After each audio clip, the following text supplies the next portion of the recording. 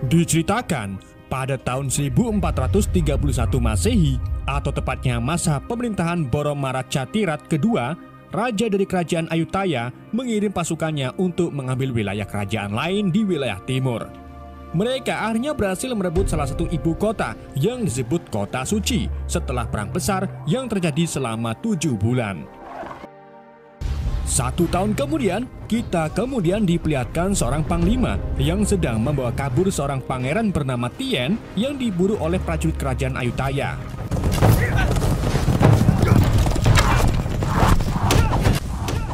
Dalam pelariannya, panglima itu sengaja membuang pangeran Tien ke hutan agar si pangeran aman dari kejaran prajurit kerajaan.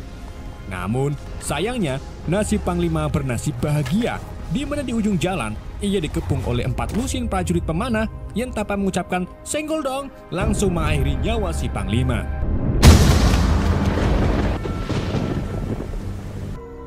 Keesokan harinya, Tien yang sedang bersembunyi di pohon karsem tak sengaja ditemukan oleh kelompok penjual budak.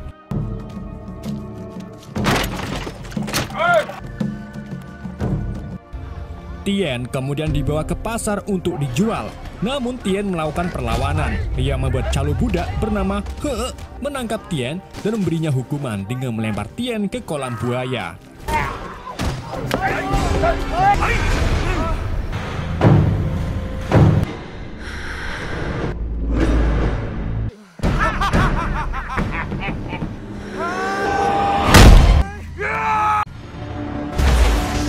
Tien kemudian duel dengan buaya berjenis buaya.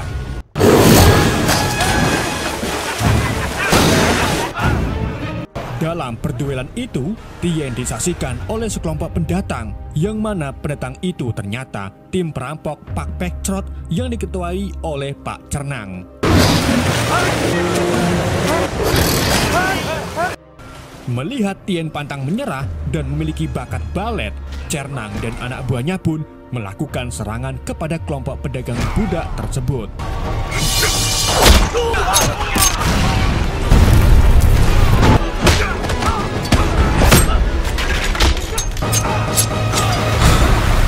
Setelah mengalahkan mereka, Cernang memberi Tien sebuah belati yang menyuruhnya untuk membunuh buaya itu sebagai langkah bahwa hidup harus memerlukan kehidupan.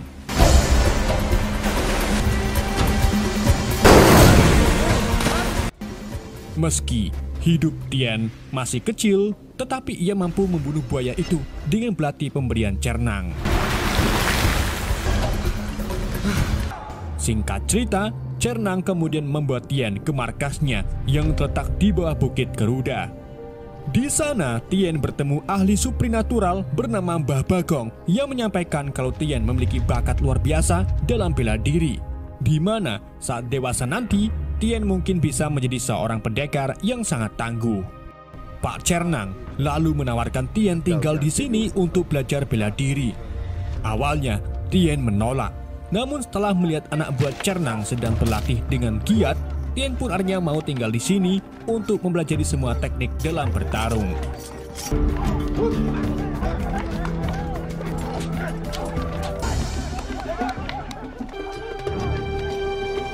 Di hari-hari berikutnya, Tien mulai diajari berbagai bela diri, dari Muay Thai, teknik pedang, kungfu, bahkan sulap, agar Tien bisa membongkar dukun palsu di desa-desa.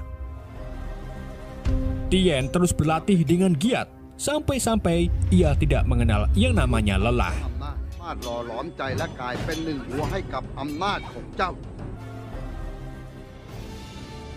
Singkat cerita, 15 tahun kemudian, Tien akhirnya sudah dewasa dan memiliki berbagai macam aliran bela diri.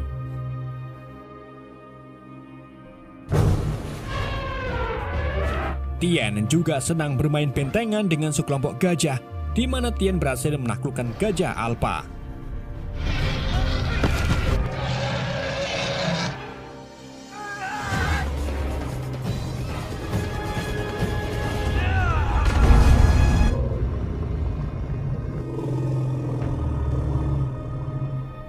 Cernang lalu membuat ujian terakhir untuk Tien, di mana Tien harus melawan 3 anak buahnya. Pertama-tama, Tien bertarung melawan ahli jodo yang lihai dalam menggunakan pedang.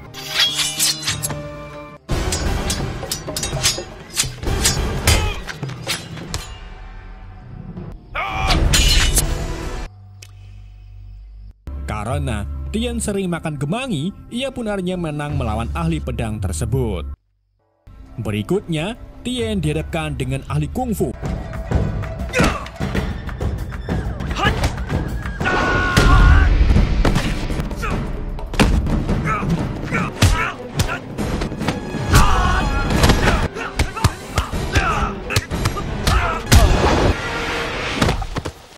Terakhir, Tien dihadapkan dengan ahli Muay Thai yang ukurannya lebih besar dari Tien. Awalnya, Tien agak kewalahan karena tubuh lawannya penuh dengan keringat. Namun setelah Tien mengelus-ngelus tangannya ke tanah, ia akhirnya berhasil mengalahkan lawannya dengan teknik kuncian.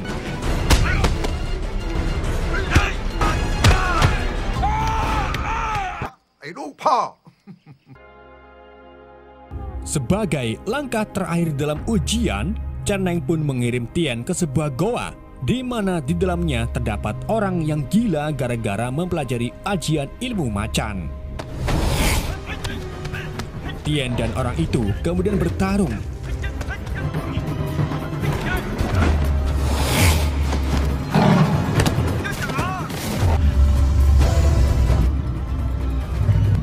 Di tengah itu, Cernang datang memberikan pisau ke mereka sehingga keduanya harus saling bunuh hingga menyisakan satu yang selamat. Dengan teknik ayunan cakar ayam, Tien akhirnya berhasil membunuh orang tersebut.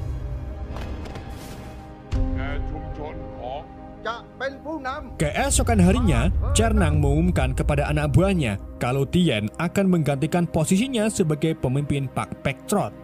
Hal itu Cernang lakukan karena ia sudah mulai tua dan melihat kalau Tien memiliki bakat dalam memimpin pasukannya.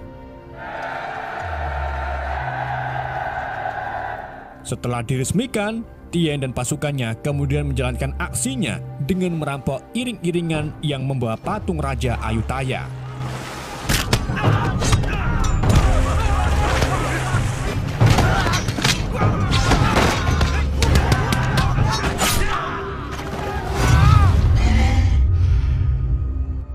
Begitu Tien melihat patungnya, ia langsung teringat tentang masa lalunya, dan dari sinilah terungkap siapa Tien sebenarnya. Jadi, pada masa itu, Tien yang masih muda dibawa pergi oleh orang tuanya yang merupakan seorang panglima besar sekaligus pemimpin di ibu kota suci. Tien dikirim ke sebuah desa, di mana Tien akan belajar menari di sana dengan panduan seorang pria tua bernama Bua. Orang tua Tien yang bernama Orang Tua mengungkapkan kepada si Mbah Bua bahwa salah satu panglima kerajaan Ayutthaya yang bernama Raja Sena melakukan pengkhianatan dengan mengambil alih kerajaan dan membantai semua panglima yang menentangnya termasuk ayah Tien.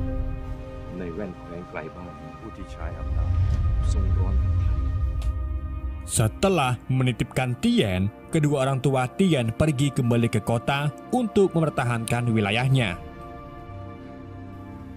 Selama di desa, Tien berteman dengan salah satu penari bernama Pim, di mana Tien mengungkapkan kekesalannya terhadap sang ayah yang malah mengirimnya ke pondok penari bukan pondok bela diri. Karena pada dasarnya, Tien ingin menjadi orang yang tangguh untuk melawan orang-orang jahat. Pada suatu hari, salah satu anak buah orang tua Tien menjemput Tien dengan alasan bahwa Tien harus disembunyikan di tempat lain. Namun, saat dalam perjalanan, Tien dan anak buah itu bertemu jenderal yang sangat setia kepada orang tua Tien. Ternyata, anak buah itu tidak akan menyembunyikan Tien, melainkan membawanya ke hadapan Raja Sena. Sang jenderal pun segera melawan anak buah tersebut dan berhasil mengalahkannya.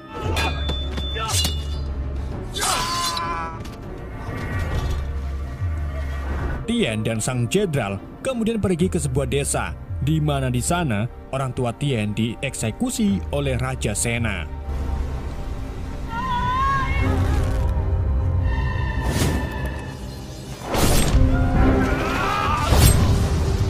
Melihat kedua orang tuanya tiada, Tien pun berteriak yang membuat keberadaannya diketahui oleh Raja Sena. Sang jenderal kemudian segera membuat Tien pergi sejauh mungkin, di mana adegan ini adalah adegan di awal film saat Tien dibuang ke hutan. Di sisi lain, tepatnya di sebuah pasar, He yang ternyata masih hidup kini memimpin sekelompok penjual budak, dan kali ini He akan menjual lebih banyak dari sebelumnya. Dalam proses jual beli, He dengan tega membawa seorang ibu yang anaknya juga sedang dikurung untuk dijual kepada para pendatang. Ketika He menyiksa ibu-ibu itu, tiba-tiba ia dilempar kendi oleh seorang pemabuk.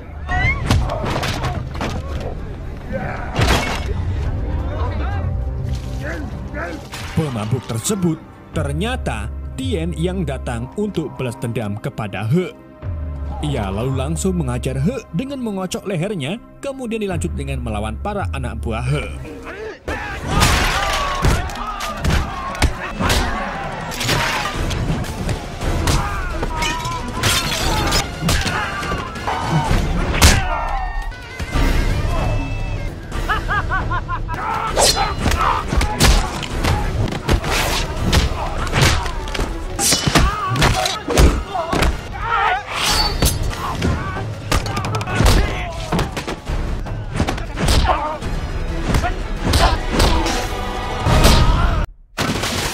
Setelah mengalahkan mereka semua, pasukan Tien lalu datang.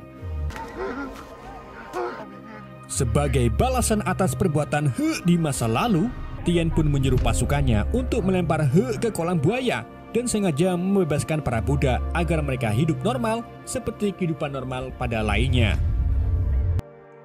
Singkat cerita, saat Tien kembali ke markas, Cernang mengetahui kalau Tien masih memiliki tujuan tersendiri. Namun, di sini Tien tidak menjelaskan bahwa tujuan sebenarnya adalah membalas kematian orang tuanya kepada Raja Sena. Sebagai guru yang baik dan bijaksana, Cernang pun rela melepaskan Tien. Namun, setelah Tien menyelesaikan urusannya, Cernang meminta agar Tien kembali ke markas dan memimpin Pak Petrot. Keesokan harinya, Tien kemudian berkelana menuju ke istana Raja Sena. Selama perjalanan, Tien menemukan beberapa desa yang telah hangus diakibatkan oleh kekejaman pemerintah Raja Sena. Malam harinya, di istana, Raja Sena terlihat sedang mengadakan selamatan bersama pejabat kerajaan lainnya. Dalam acara tersebut, pegawai kerajaan menyuguhkan tarian yang ternyata tarian itu dilakukan oleh Pim yang kini sudah dewasa dan berparas cantik.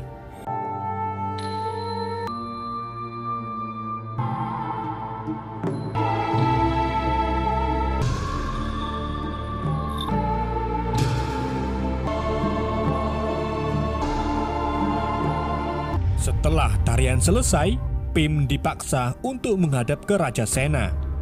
Acara itu kemudian disambung dengan tarian burung perenjak, di mana seorang pria menggunakan topeng sambil menari-nari di depan Raja Sena.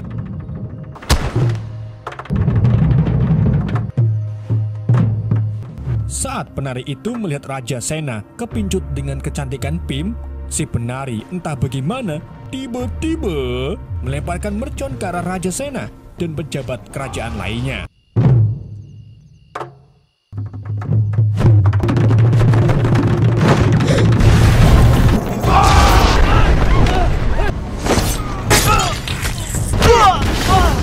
Ternyata penari itu adalah Tien yang datang untuk mengakhiri nyawa Raja Sena atas kematian orang tuanya.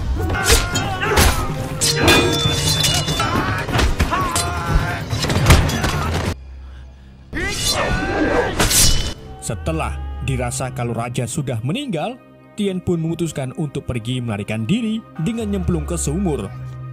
Akan tetapi, sayangnya belati pemberian Cernang tertinggal yang membuat panglima kerajaan mengetahui kalau Tien berasal dari perampok Pak Petrot.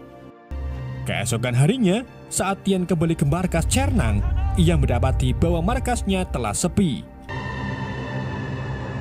Di saat itu juga, Tien bertemu dengan asasin kerajaan yang dulu sepertinya pernah mengeksekusi ayahnya.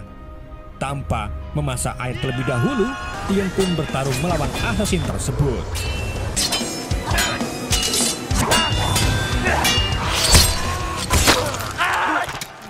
Setelah mengalahkan assassin itu, Tien melihat sosok samurai bertopeng kadang jangkrik. Ia pun segera mendatanginya, namun di saat itu juga Tien diserang oleh puluhan assassin lainnya.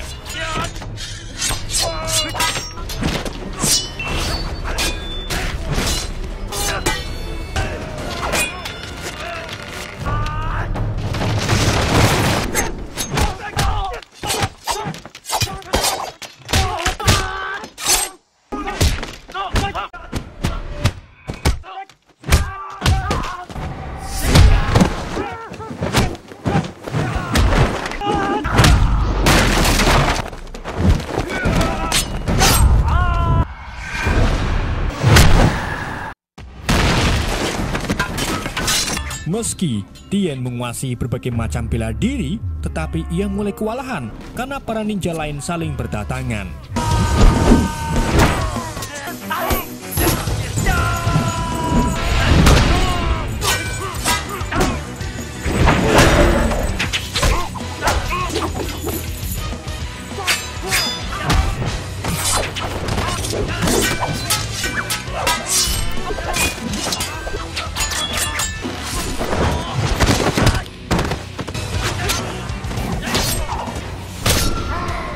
Untungnya, di saat itu, gajah Alpha yang sebelumnya ditaklukkan oleh Tien muncul untuk membantunya.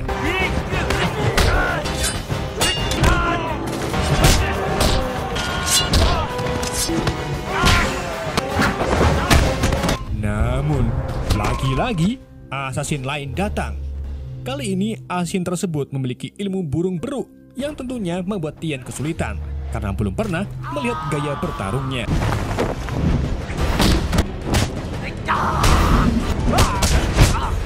Tien pun dibuat tak berdaya oleh assassin tersebut.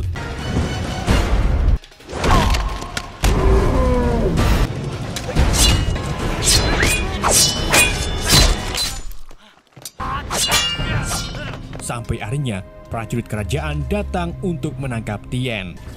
Tidak cuma itu, Raja Sena juga datang dan ternyata ia masih hidup karena memakai rompi saat penyerangan tadi malam. Tien kemudian dibuat terkejut saat melihat Pak Cernang berada di barisan Raja Sena. Dia ternyata assassin suruhan Raja Sena yang telah mengeksekusi ayahnya 15 tahun yang lalu. Cernang lalu menyerang Tien sambil mengungkapkan penyesalannya karena telah melatih Tien. Andai saja saat itu Cernang tahu kalau Tien pangeran yang dibunuh oleh Raja Sena, pasti Cernang sudah membunuhnya sejak itu. Ketika Cernang hendak mengakhiri Tien dengan pedangnya, tiba-tiba Tien sengaja mematahkan pedangnya dan menggoreng leher Cernang dengan sisa pedangnya. Alhasil, Cernang pun meninggal di tangan Tien, tetapi Tien sedih karena harus kehilangan gurunya itu meski dia durhaka. Tien lalu dikepung oleh prajurit Raja Sena yang membuat Tien sadar bahwa nyawanya berada di ujung tombak. Namun, untungnya film sudah bersambung.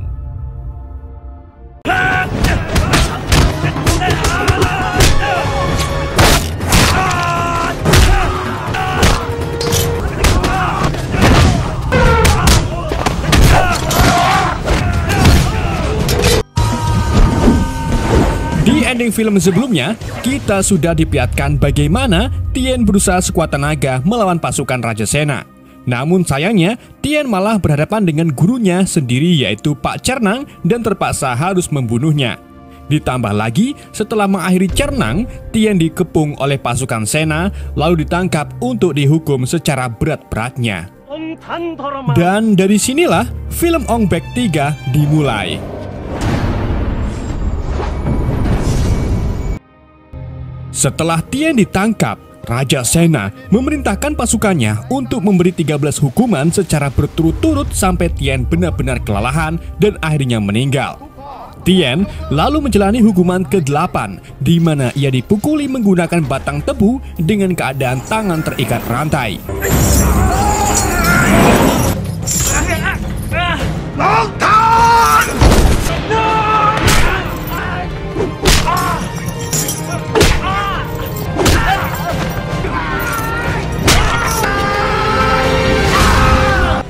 Saat Tien mulai kelelahan dan dikapit dengan puluhan tebu, Raja Sena membuat kesalahan dengan mengatakan kalau dirinya akan mengirim Tien ke neraka menyusul ayahnya. Perkataan itu pun membuat Tien marah, dan dari sinilah Tien melakukan perlawanan.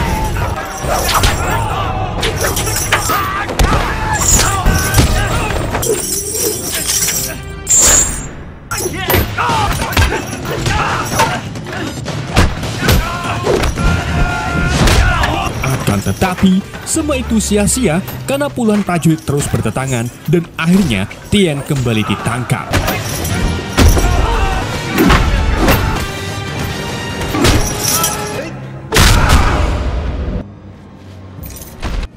Raja Sena kemudian memerintahkan prajuritnya untuk menyiksa Tien dengan menghancurkan tulang sikut dan tenggulnya agar Tien lumpuh serta tidak bisa lagi melakukan perlawanan.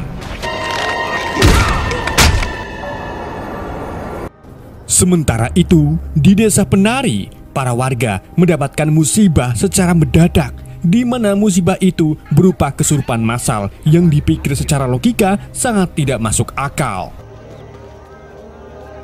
Simbah Bua sekaligus mentor Tien waktu kecil, kemudian mencoba bermeditasi untuk mencari tahu penyebab kesurupan massal tersebut, dan menemukan bahwa kesurupan itu disebabkan oleh seorang dukun sekaligus pendekar burung peruk bernama Buti Sangka yang sebelumnya menghajar Tien di ending film sebelumnya.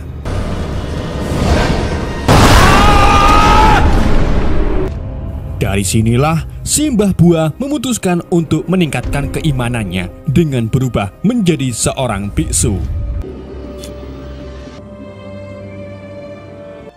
Kita kemudian diperlihatkan Raja Sena yang terlihat mengalami halusinasi karena mendengar bisikan misterius dari Panglima Besar terdahulunya yang mengutuk Raja Sena agar kehidupannya hancur selamanya.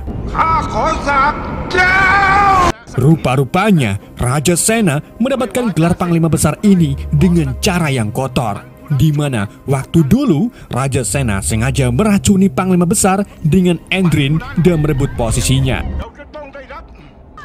Sebelum meninggal, Panglima Besar itu mengutuk Raja Sena agar hidupnya hancur di kemudian hari nanti. Malam harinya, saat Raja Sena mengalami mimpi buruk, ia dikejutkan dengan pemberontakan di area istana yang dilakukan oleh perampok Pak Pektrot. Kedatangan perampok itu ternyata untuk membebaskan Tien yang menurut mereka Tien masih menjadi bagian dari Pak Pektrot. Sayangnya, di tengah aksinya itu, mereka diserang oleh pendekar beruk yang dengan sangat mudah membunuh mereka satu persatu. Melihat kemampuan pendekar Buti yang sangat mirip dengan Dirot, Raja Sena pun menawari pendekar itu untuk menjadi asasinya. Namun Buti menolak dan malah menawarinya balik untuk menjadi pengikutnya karena Buti tahu kalau Raja Sena terkena kutukan dan satu-satunya yang bisa menyembuhkannya hanyalah Buti.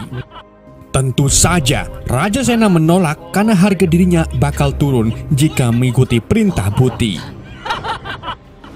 Keesokan harinya, Raja Sena mengadakan acara besar di mana acara itu diisi dengan mengeksekusi Tien.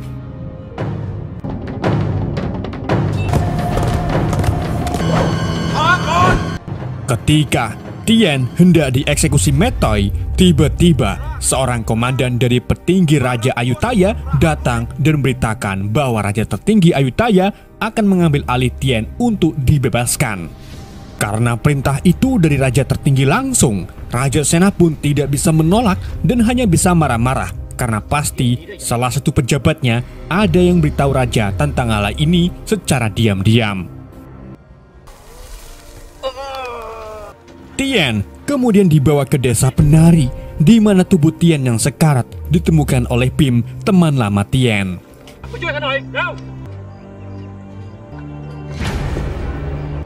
Saat Tien hendak diserahkan ke Simbah Bua untuk disembuhkan, tiba-tiba pasukan asasin kerajaan datang untuk membunuh Tien. Untungnya, utusan kerajaan Ayutthaya menghalangi mereka hingga terjadilah pertarungan.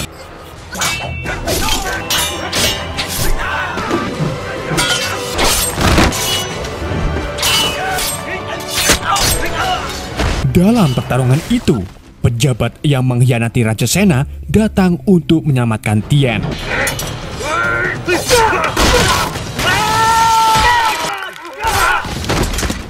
Namun sayangnya, pejabat itu meninggal saat berhasil mengalahkan anggota assassin terakhir. Tien yang sekarat kemudian diobati oleh Bua dan para biara lainnya. Dalam pengobatan itu, tubuh Bua diblebet menggunakan kain kanva lalu dipanggang di atas asap, layaknya membuat panggang ani-ani.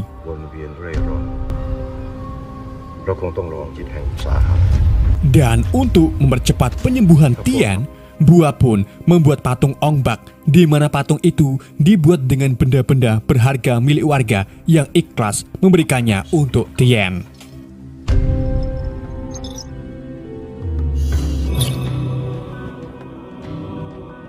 Setelah beberapa hari terpanggang, Tien akhirnya terbangun dari sekaratnya. Akan tetapi, Tien mengalami kelumpuhan karena sebelumnya tulang-tulang sendinya remuk disiksa oleh Raja Sena. Pim sebagai teman yang baik mencoba untuk menyemangati Tien, namun Tien menyuruh Pim pergi karena Pim malah mengajari Tien menari sedangkan kondisi tubuhnya sekarang sedang lumpuh. Apa sih?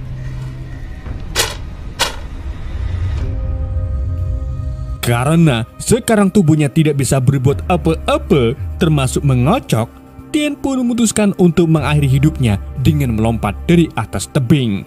Namun sebelum itu terjadi, Tien diganggu oleh orang gila bernama Hamle yang juga ingin bunuh diri gara-gara kalah slot.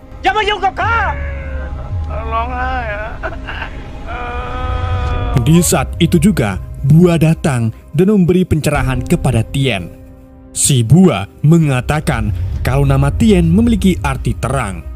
Ia lalu menyuruh Tien menatap sinar fajar Satboy yang baru saja terbit. Dan begitulah Tien seharusnya, karena Tien harus bangkit untuk menerangi kegelapan. Menyadari hal itu, Tien pun tersentuh dan mengurungkan niatannya untuk bunuh diri. Si Bua lalu mengirim Tien ke sebuah kuil di tengah hutan dan meminta Tien untuk bermeditasi di sana guna menghilangkan pikiran-pikiran kotornya. Dalam menjalani meditasi itu, Tien berusaha sekuat tenaga untuk melawan sakit lumpuhnya. Ia sengaja memutar-mutarkan sendi-sendinya secara otodidak dan akhirnya ia pun pulih dari lumpuhnya.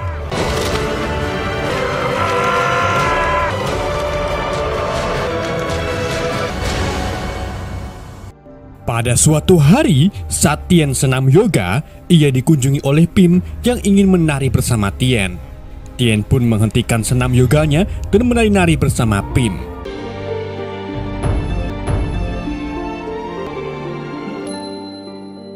Di sini, Tien dibuat bahagia oleh kecantikan Pim dan keduanya pun akhirnya jadian. Tien lalu menghadap ke Bua untuk mengucapkan terima kasih atas arahannya. Tien juga berjanji tidak akan membayangkan hidup bersama Rai Kamiki sehingga pikirannya akan selalu bersih. Dan untuk memperdalam ilmu bela diri Tien, Bua pun menyuruh Tien untuk bermeditasi dan berlatih bela diri sekali lagi. Dalam meditasi kali ini, Tien memakai krim wak doyok sehingga dagunya penuh dengan rambut. Tidak cuma itu, Tien juga menggabungkan gerakan Muay Thai dengan tari sehingga saat bertarung nanti Tien bisa memukuli lawannya dengan gerakan pargoy. Sementara itu, Raja Sena yang masih diliputi bisikan gaib memutuskan pergi mengunjungi kuil Buti untuk minta pengobatan. Namun saat bertemu Buti, Buti malah menyerang Raja Sena dengan sihir dan minta Sena untuk menyerahkan jabatannya. Tentu saja, Raja Sena menolak dan mencoba melawan Buti dengan pedang. Namun ternyata Buti terlalu kuat dan mampu melempar tubuh Sena dengan sangat mudah. Raja Sena lalu memerintahkan pasukannya untuk melawan Buti. Tetapi tentu saja mereka bukan tandingan Buti karena setiap serangan yang mereka layangkan dapat dengan mudah ditangkis oleh Buti.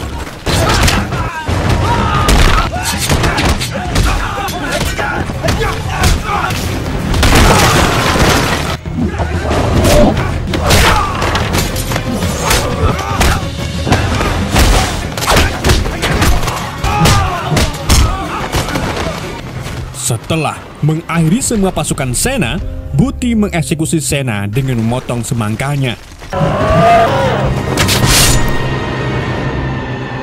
Kini, Buti pun mengambil alih posisi Sena menjadi panglima besar dan mengeklaim kepada semua warga kalau dirinya seorang raja. Di hari berikutnya, saat Tien sedang berlatih di bawah pohon besar, tiba-tiba ia dikepung oleh pasukan Buti yang datang untuk mengakhiri nyawa Tien. Tanpa pikir panjang, Tien pun menghajar pasukan tersebut dengan gerakan barunya.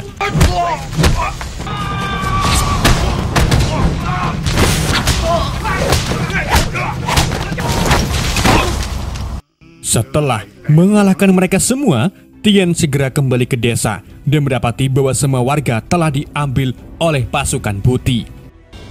Tien juga diserang oleh puluhan prajurit yang datang kembali untuk menghentikan Tien. Namun tentu saja mereka dengan mudah dikalahkan oleh Tien.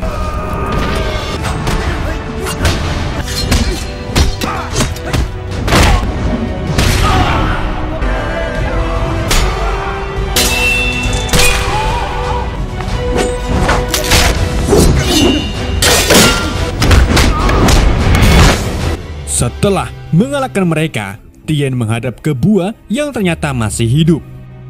Bua lalu menugaskan Tien untuk melawan mereka. Namun sebelum itu, Bua memberi pesan penting kepada Tien, yaitu sarapanlah terlebih dahulu. Sementara itu, di istana, Buti memerintahkan prajuritnya untuk menyiksa para warga guna membangun gedung Burj Khalifa. Buti juga memerintahkan prajuritnya untuk menyembelih gajah, di mana darahnya dikonsumsi oleh Buti sebagai asupan tenaganya. Di saat itu juga, Tien datang, yang membuat Buti terkejut dan bahagia karena akhirnya ada orang yang mungkin bisa menandingi kekuatannya. Buti lalu menciptakan sihir berupa gerhana matahari yang membuat para warga tunduk kepada Buti karena mengira ia adalah dewa. Tidak cuma itu, Buti juga dengan tega mengakhiri nyawa Pim yang membuat Tien marah dan akhirnya turun ke lapangan untuk bertempur melawan prajurit Buti.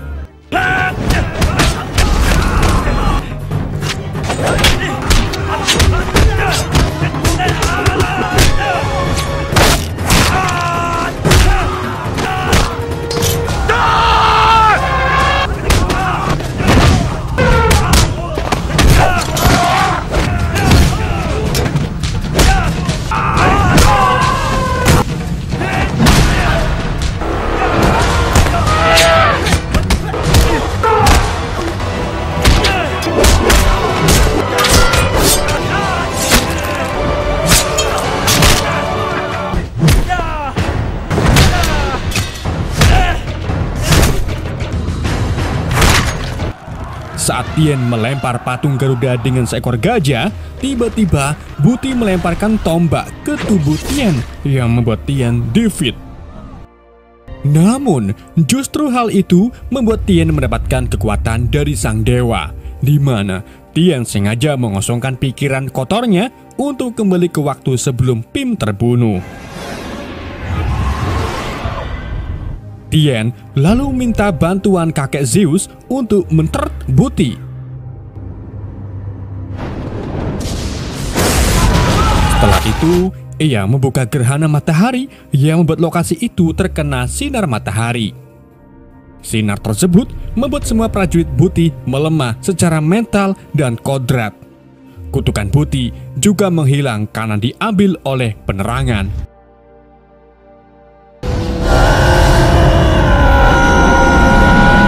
Tien kemudian mulai bertarung melawan Buti.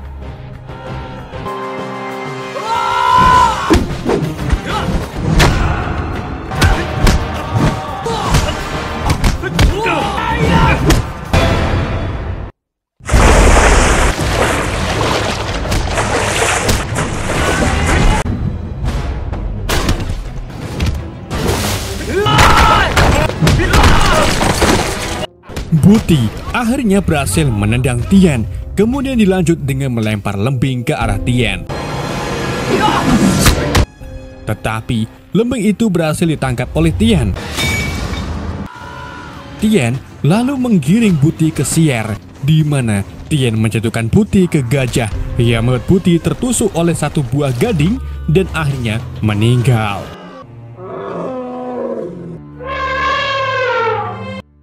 Setelah kekalahan Buti, para warga pun kembali menyembah Ong Bak. Film pun berakhir. Film dibuka di desa Nong Pradu, Thailand, di mana puluhan pemuda yang berprofesi sebagai konten kreator mandi lumpur mengikuti kontes panjat pohon beringin, yang mana para pemuda itu diharuskan saling menjatuhkan satu sama lain untuk mengambil sebuah kain yang diletakkan di atas pohon.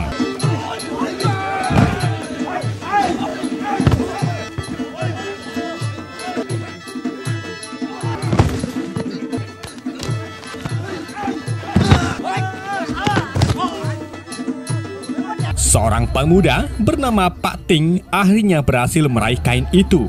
Ia lalu segera turun dari pohon dan mendapatkan sorak ceria dari para warga karena Ting resmi menjadi pemenangnya.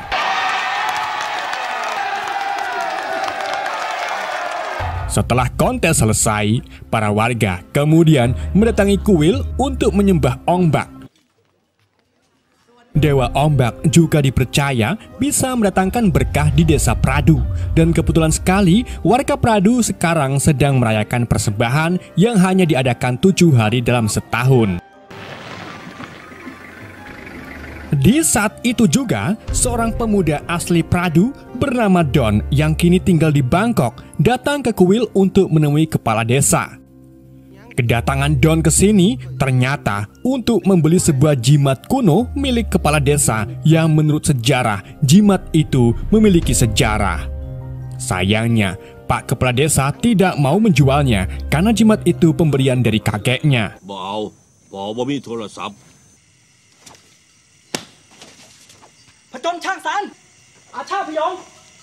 Pada malam harinya, Ting terlihat sedang berlatih Muay Thai yang ia pelajari dari seorang biksu di desanya. Biksu itu lalu datang menemui Ting dan memperingati Ting agar tidak main-main dengan seni bela diri yang ia ajari. Paman Ting bernama Pak Bagong memberitahu Ting alasan si biksu sangat keras melarang Ting menggunakan jurus Muay Thai-nya, yaitu karena dulu si biksu pernah menggunakan teknik Muay Thai kuno yang ia pelajari dari keturunan Tian untuk membunuh seseorang dalam 5 kali serangan. Dan karena merasa bersalah, si biksu pun akhirnya memilih menjadi biksu. Saat Pak Bagong hendak tidur di kuil, tiba-tiba ia ditengkel oleh Don yang ternyata diam-diam ingin mencuri kepala patung Ong Bak untuk diserahkan kepada bosnya. Keesokan harinya, para warga pun menangis massal karena kepala Ong Bak telah hilang dicuri. Hal itu pun dapat membuat desa Pradu terkena musibah. Menurut si biksu, jika kepala Ong Bak tidak dipasang secara cepat, maka desa Pradu akan mengalami kekeringan. Mengetahui hal itu, Ting pun memutuskan memburu Don untuk membawa kembali patung Ong Bak. Si biksu kemudian memberi jimat kepada Ting berupa ramuan herbal ninpat yang mungkin bisa digunakan saat Ting dalam keadaan kepepet. Sebelum pergi ke Bangkok mencari Don, kepala desa meminta Ting untuk memberikan surat kepada putranya yang bernama Bak Hamle yang merantau ke Bangkok, di mana nantinya Hamle lah yang akan membantu Ting menemukan kepala Ong Bak. Karena Ting tidak memiliki uang, para warga pun iuran seikhlasnya untuk bekal Ting selama perjalanan ke Bangkok. Sementara itu di Bangkok, Hamle yang dikira ayahnya bekerja sebagai pekerja kantoran ternyata malah menjadi berandalan. Ia mencari cuan dengan cara taruhan dan jual beli obat terlarang. Dalam mencari duit di ibu kota, Hamle dibantu oleh seorang gadis yatim bernama Muai yang rela ikut mencari cuan dengan cara yang danger untuk membiayai kuliahnya. Di saat itu juga, Ting yang baru tiba di Bangkok akhirnya bertemu dengan Hamle. Awalnya, Hamle tidak mau membantu Ting karena tidak kenal dengannya. Namun setelah mengetahui kalau Ting membawa Due, ia pun akhirnya mau membantu Ting dan biarkan Ting istirahat di kontrakannya. Tapi ternyata Hamle ini memiliki niat busuk, di mana ia menyuruh Ting pergi mandi, sedangkan dirinya malah mengambil duit dari para warga dan pergi ke sasana tarung ilegal untuk taruhan. Sesampainya di sana, Hamle menyerahkan semua uang itu untuk taruhan dan memegang salah satu petarung bernama Ali yang sedang bertarung melawan Pierre Helbor.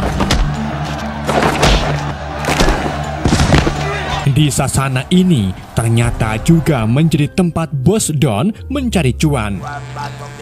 Bos Don bernama Kom Tuan lalu menagih jimat milik kepala desa yang Don janjikan. Namun Don gagal membelinya dan malah memberikan kepala ongbak curiannya yang menurut Kom Tuan tidak memiliki nilai jual tinggi. Daripada tensi naik, gara-gara kebodohan Don, Kom Tuan pun memilih untuk taruhan dengan orang Cina dan menaruh uang banyak kepada Pierre Helbor.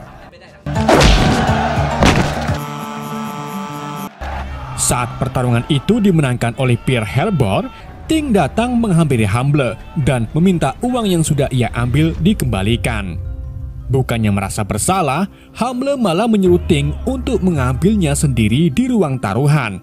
Namun, karena Ting terlalu polos, ia malah jalan di tengah arena yang membuat MC pertarungan menetapkan Ting sebagai penantang baru. Tanpa aba-aba terlebih dahulu, pertandingan pun dimulai dan hanya sekali serangan saja Pierre Helbor dibuat tumbang oleh dengkul Ting. Namun karena Ting orang yang baik, ia pun menolak dan lebih memilih mengambil uang dari para warga. Setelah itu, Ting benar-benar marah kepada Hamle karena ia tega mengambil uang amal milik warga. Ting pun akhirnya memutuskan untuk mencari Don seorang diri tanpa bantuan Hamle. Sementara itu, di desa Pradu, para warga dibuat sengsara karena desa mereka mengalami kekeringan. Mereka pun mengirim doa kepada Ting agar Ting bisa membuat kepala ongbak secepat mungkin. Keesokan harinya, Hamle mendatangi bandar judi bernama Lau yang meminta Hamle untuk membantunya bermain kiu-kiu.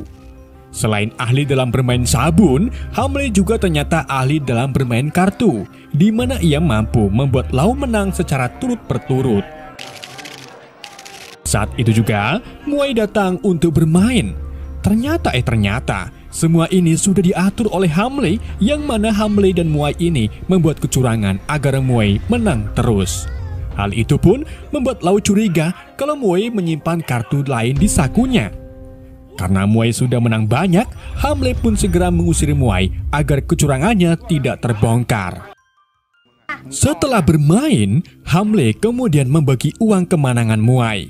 Namun di saat itu juga, preman pasar bernama Preman muncul dan mengambil uang tersebut karena Hamle memiliki hutang banyak kepadanya. Meski Hamle sudah membayar sebagian hutangnya, tetapi ia tetap mendapatkan pukulan dari si preman karena kemarin Hamle AFK saat bermain rang bersama si preman. Bersama dengan itu, Ting tak sengaja melihat Hamle dipukuli.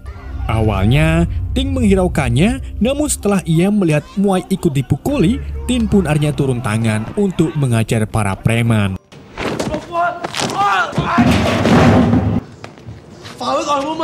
Setelah preman-preman itu pergi, Hamle menawari Ting bantuan untuk menemukan ombak. Namun dengan satu syarat, yaitu Ting harus mengikuti pertarungan agar bisa menghasilkan uang untuk Hamle. Tentu saja, Ting menolak karena ia tidak mau bertarung demi uang. Hal itu pun membuat Hamle marah dan mengonek-ngonek ke ongbak hanyalah patung batu biasa. Bersama dengan itu, si preman tiba-tiba muncul kembali. Tapi kali ini, ia membawa puluhan anak buah beserta Lau yang merasa dirugikan oleh Hamle.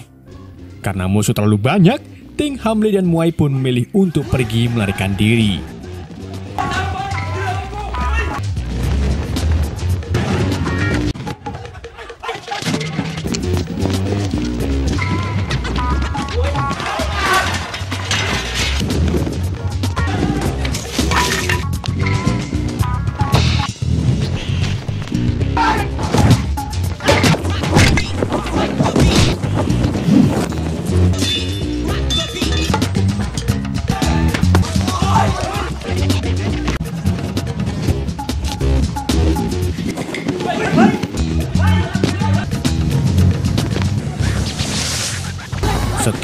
Melewati berbagai rintangan, Ting akhirnya berhasil lolos dengan memanjat pagar tinggi. Ia juga membantu Hamle setelah Hamle mau membantu Ting tanpa memanfaatkannya. Hamle lalu membawa Ting kembali ke Sasana dan memberitahu Ting kalau Don bekerja di sini sebagai penjual barang ilegal. Saat Ting mencari Don di antara penonton, Kom Tuan tak sengaja melihat Ting dan langsung menyuruh petugas Sasana untuk masukkan Ting ke dalam pertandingan melawan Big Bear. Ting tentu saja menolak untuk bertanding karena tujuannya ke sini hanya mencari Don. Namun, Big Bear sengaja menjelek-jelekan bela diri Muay Thai agar Ting terpancing melawannya. Salah satu pegawai yang tak terima bela diri Muay Thai direndahkan, lalu mencoba menantang Big Bear. Tapi, karena tubuhnya kecil, ia pun dibuat tepar oleh Big Bear.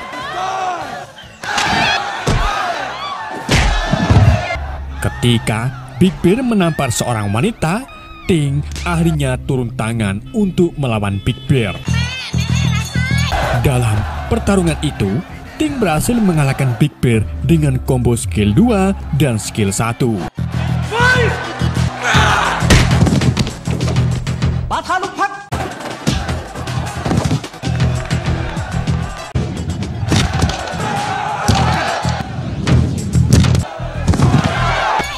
Saat Ting hendak keluar arena, tiba-tiba seorang petarung bernama Toshiro menendang Ting dan mengajaknya bertarung.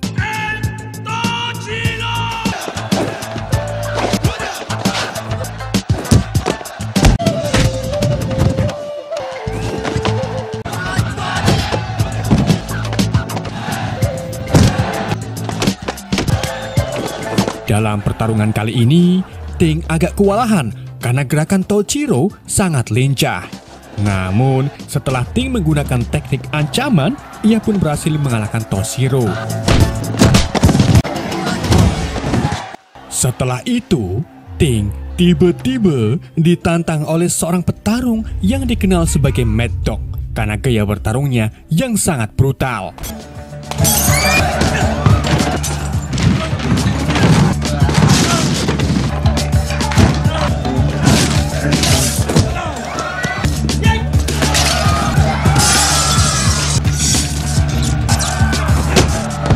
Mad Dog yang masih tak terima kekalahannya lalu mencoba menyandra Muay, kemudian membawanya ke lantai atas. Untungnya, Ting berhasil mengajar Mad Dog sampai masuk ke ruangan Kom Tuan. Di sini, Kom Tuan memberi Mad pisau untuk mengakhiri Ting. Namun, Ting mampu mengatasinya dan menengkul Mad Dog sampai jatuh dari lantai atas.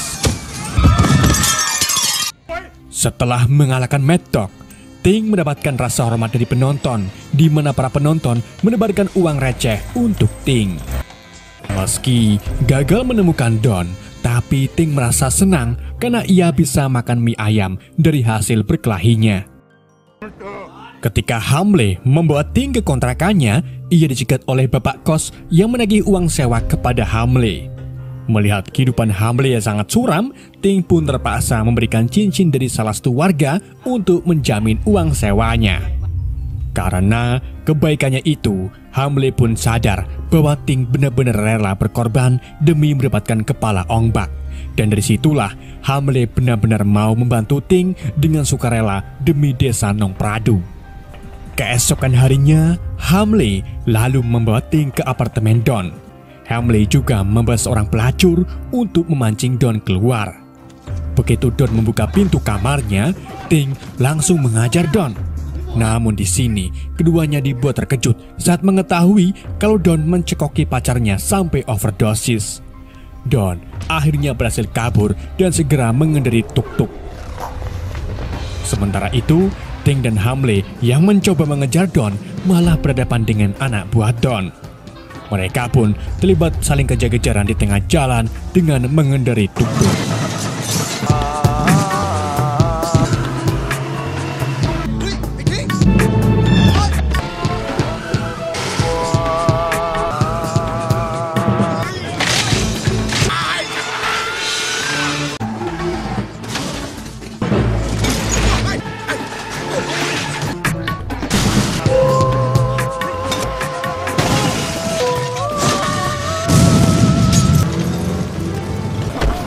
Singkat cerita, setelah menyingkirkan mereka semua, Ting kembali menemukan Don dan langsung meraih tuk-tuk yang dia kendarai. Sayangnya, Don terus menginjak pedal gas yang membuat keduanya jatuh ke sungai. Di dalam sungai itu, Ting tak sengaja menemukan benda-benda bersejarah milik negara yang dicuri oleh kaum tuan dan akan dijual di pasar gelap.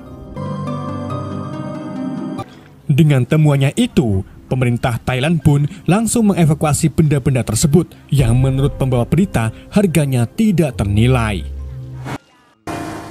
Keesokan harinya, saat Hamle dan Muai sedang berjalan di pinggir gang, tiba-tiba mereka diculik oleh anak buah kaum tuan. Keduanya lalu dihadapkan ke kaum tuan yang menyampaikan bahwa ia akan mengembalikan kepala Ong Bak dan melepaskan Muai jika Ting mau bertarung melawan tangan kanannya yang bernama Saming. Namun dengan satu syarat, yaitu Ting harus kalah. Hamle kemudian pulang ke kontrakan dan memberitahu Ting tentang tawaran dari kaum tuan. Karena tidak ada pilihan lain, Ting pun akhirnya setuju untuk melawan Saming. Pertarungan keduanya lalu diadakan di perbatasan Thailand dan Myanmar. Alasan kaum tuan memberi syarat ke Ting yaitu ternyata untuk memenangkan taruhan dari Wong Cina, karena sebelumnya Wong Cina itu memenangkan taruhan secara berturut-turut. Sebelum pertarungan dimulai, Saming ternyata sengaja menyuntikkan cairan physical defense sehingga saat dipukul Ting, tubuhnya akan kuat.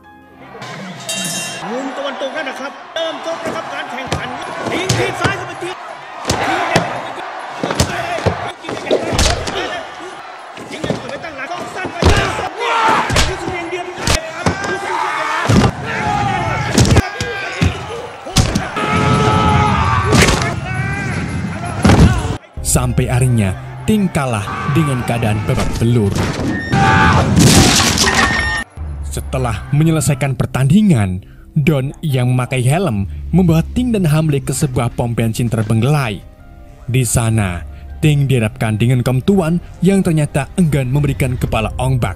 Hal itu karena kaum tuan sudah merasa dirugikan oleh Ting yang telah membocorkan asetnya di bawah sungai. Kaum tuan kemudian pergi ke markasnya dan minta Don untuk mengakhiri nyawa Ting. Namun, sebelum anak buah itu menembak, Ting melakukan perlawanan dengan mengajar anak buah Don satu persatu.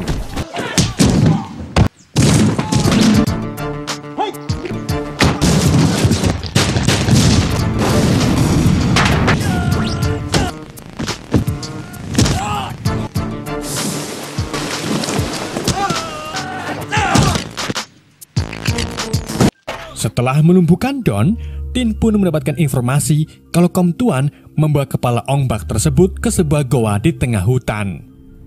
Ting kemudian mencoba pergi ke sana seorang diri, tetapi Hamle ngotot ingin ikut karena bagaimanapun juga Hamle masih menjadi penduduk Nong Pradu. Keduanya lalu pergi ke gua tersebut dan memukuli beberapa pria yang sedang berjaga. Ketika Ting memasuki goa, ia diserang oleh beberapa anak buah kaum tuan. Tetapi untungnya, Ting berhasil menyingkirkan mereka dengan ilmu bela dirinya.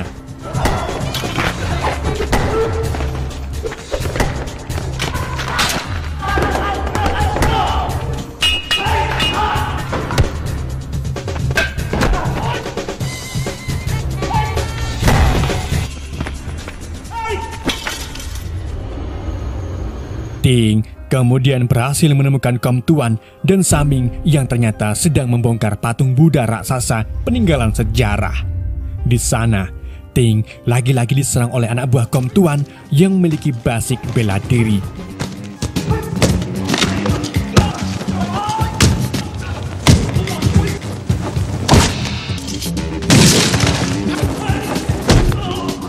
Dalam pertarungan kali ini, Ting diserang menggunakan gergaji yang membuatnya hampir terbunuh.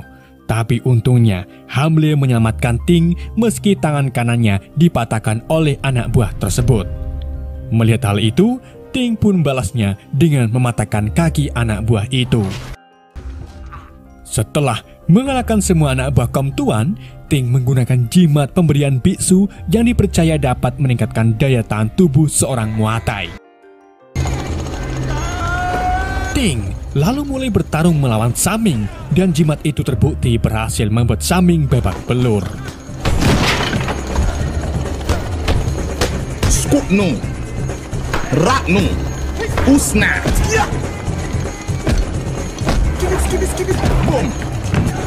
Ting lalu lanjut dengan mengejar para pekerja yang ingin memotong kepala patung Buddha. Di saat itulah, Saming menyuntikkan 5 cairan physical defense dan kembali menyerang Ting dengan sangat brutal.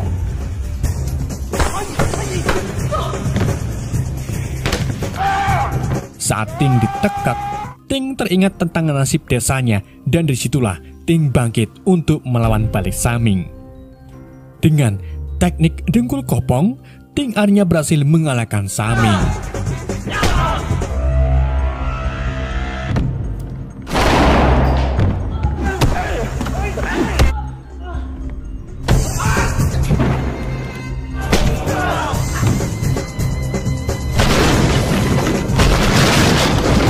Melihat kekalahan Saming, kaum tuan mencoba untuk menghancurkan Ong Bak dengan palul bogem.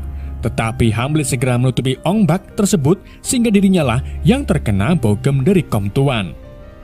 Gak lama kemudian, tiba-tiba patung Buddha runtuh mengenai kaum tuan dan membuatnya meninggal. Sayangnya, Hamlet juga terkena runtuhan yang membuatnya mengalami pendarahan. Ting dan Muay mencoba menyelamatkan Hamlet, tetapi itu sia-sia karena Ting tercepit patung Buddha. Sebelum meninggal, Hamlet meminta Ting untuk memberitahu ayahnya bahwa Hamlet sangat sayang kepadanya.